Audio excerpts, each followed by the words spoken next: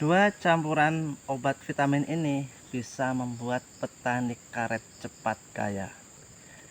Halo sahabat tani, selamat datang di channel Petani Sukses. Baik sahabatku, kali ini saya sedang berada di Sungai Nil. Lihat saja, perairannya cukup besar, cukup dalam dan cukup lebar.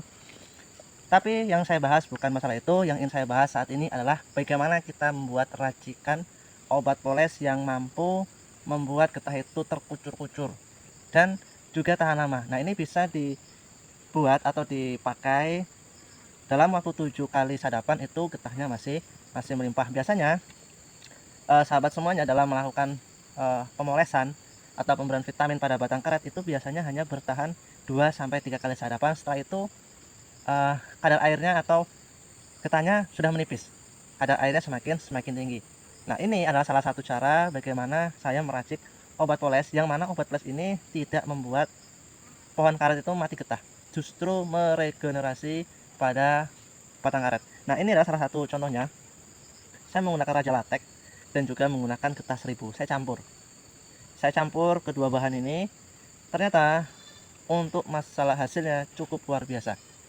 Yang awalnya mungkin hanya mendapatkan 60-70 kilo, setelah menggunakan obat poles ini bisa meningkat. Apalagi di musim trek seperti ini, gugur daun, itu biasanya kalau 1 hektar paling tinggi dapatnya 50 kilo, 60 kilo. Apalagi sudah gundul-gundul seperti ini ya. Nah, jadi kita menggunakan obat poles ini, kita yang untuk memolesnya hanya yang ada daunnya.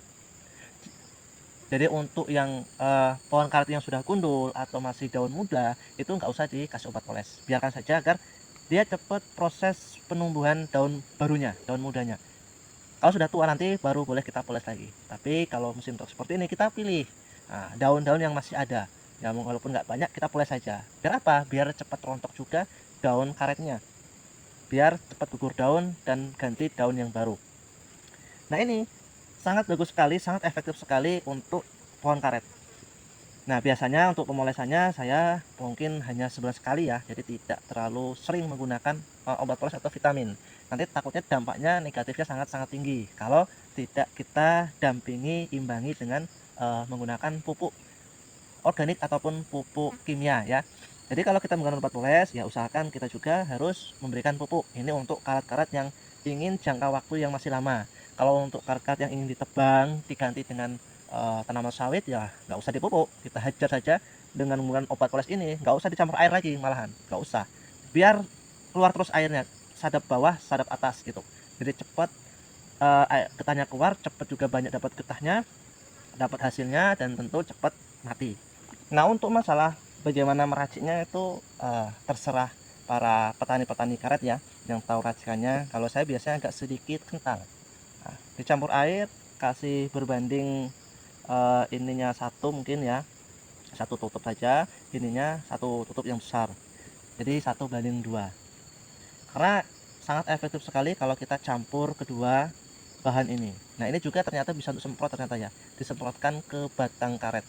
Jadi dia akan memulihkan getah-getah karet yang mati getah, bisa meregenerasi getah-getah yang baru.